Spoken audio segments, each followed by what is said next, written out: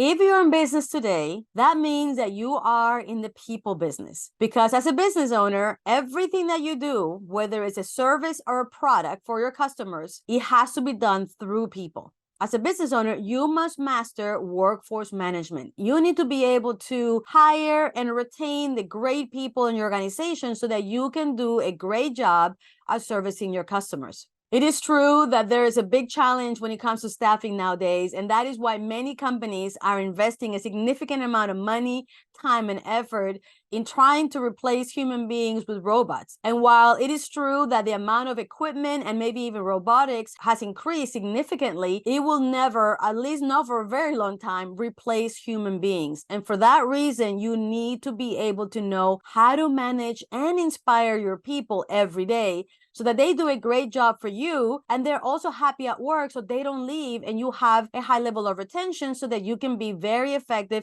and efficient at your business. And so for that reason, in this particular show, I want to walk you through the 8 phases of the employee life cycle, because one of the ways that you're going to be able to master the workforce management is through understanding what are the 8 phases of the employee life cycle and what are the things that you need to look for, prepare for, create systems, processes, and procedures and policies so that you can do a great job at those. So let's go through each and every one of these phases and see what each of them are and what you need to do for each of them.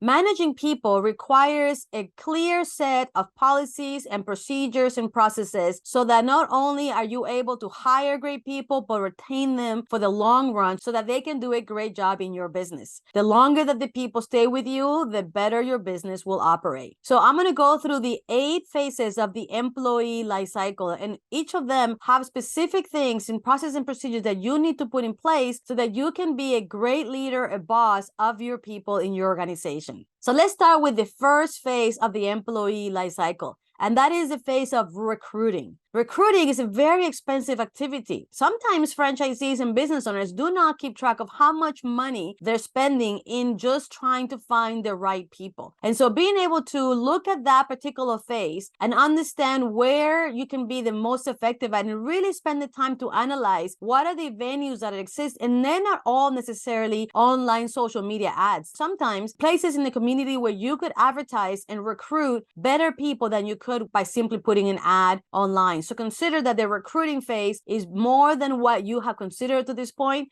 And if you analyze and spend the time to really see what gives you the most return by each of your units, you might be able to be much more effective at doing and executing that phase in the employee life cycle. The second employee life cycle is that of interviewing. This is a time where you or your leaders are interviewing the people that have applied for the jobs. And the goal of that particular phase is to identify who these employees or applicants really truly are, so that when we make the decision of hire or no hire, we're making the best possible decision. So being able to do that particular phase, with a high level of excellence and being able to know exactly how to do it so that we can find who the people truly are is going to pay off very much. And if at some point in time you're now, as a franchisee, you're no longer the one that's doing the hiring, you training your leaders that are doing that job the best way possible will really pay off too. The next phase of the employee life cycle is that of hiring.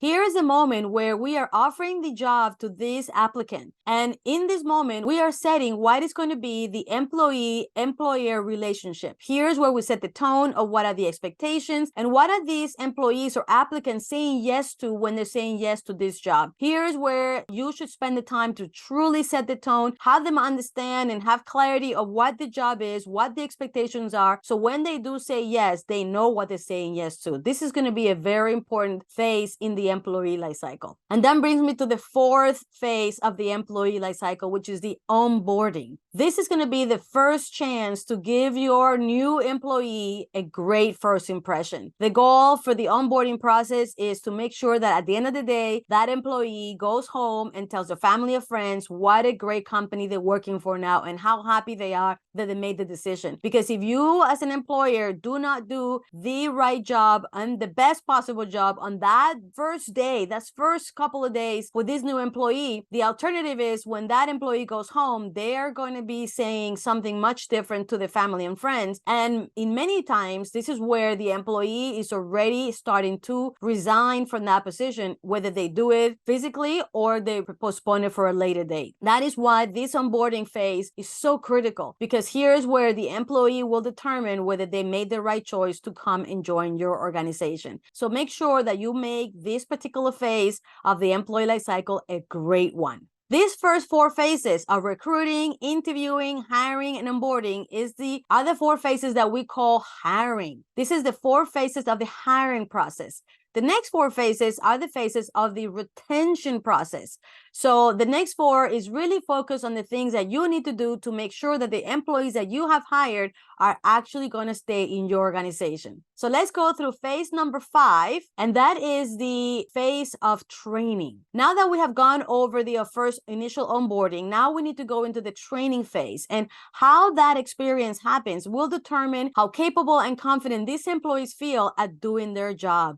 Don't cut corners in this area. And I know that sometimes business owners, franchisees are trying to save money in this area of training, but this needs to be done as good as possible, because the employee experience, the ability for them to feel capable and confident in the job will truly determine how long they're going to stay with you for the long term. So make sure that your employees are properly trained before they move on to the next phase of the employee life cycle. That is the phase where you are now rewarding and motivating your employees. Because now that they are your employee, they're properly trained. For you to be able to retain them, you have to continuously and ongoingly do things to inspire them and motivate them and have them feel engaged so that they can stay in the company for a long term. There are certain policies and procedures that you should put in place that are going to be fair and consistently executed across your organization so that people feel like they matter and they're treated equally among everybody else. The people that do a good job get more recognition. The people that don't do a good job, they don't. This particular phase of motivation and inspiration and recognition is going to be very important for the people to stay there for the long run, which is why it is part of the retention phase. Now, the phase number 7 of the employee life cycle is the phase of disciplining. Yes, disciplining is a phase that happens in your organization. Not everybody's perfect all the time. In this particular phase, the goal of the disciplinary process or the disciplinary phase is not to terminate people, but is to give people the opportunity to correct behavior. So if you see the disciplining phase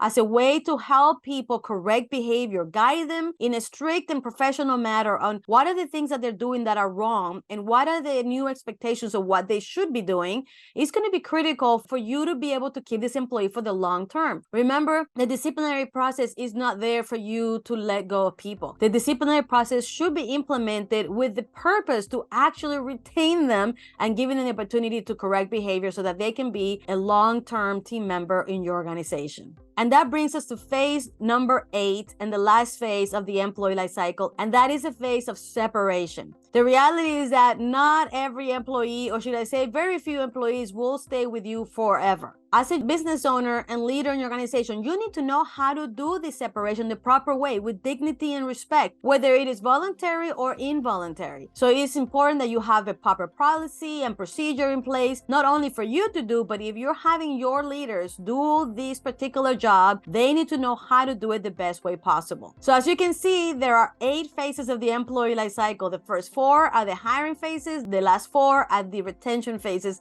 And as you can see, each and every one of these are important. The question is, you as a business owner, do you have all of these processes and procedures clearly defined? Do you even have them documented? And especially so if you have people in your organization do any of these phases on your behalf. If as a business owner, you don't have each and every one of these procedures and processes and policies clearly defined and you would like some help, I would like to invite you to explore our Command program. Our Command program has been designed specifically to help franchisees like yourself to be able to clearly define each of the policy procedures for each of the employee life cycle and a whole lot more. So if you'd like to learn more about the command program, all you have to do is go to afacommand.com, or you can go to our website, americanfranchiseacademy.com, and go to the command page of our program, where it clearly shares with you a lot about what that program is all about. If you see that you have a need for this type of information and knowledge, that you consider us as your partner that can help you define all of this so that you can be successful in your organization. I hope that this show was of value to you and made you think about the employee life cycle in your organization so that you can implement some of these things in it.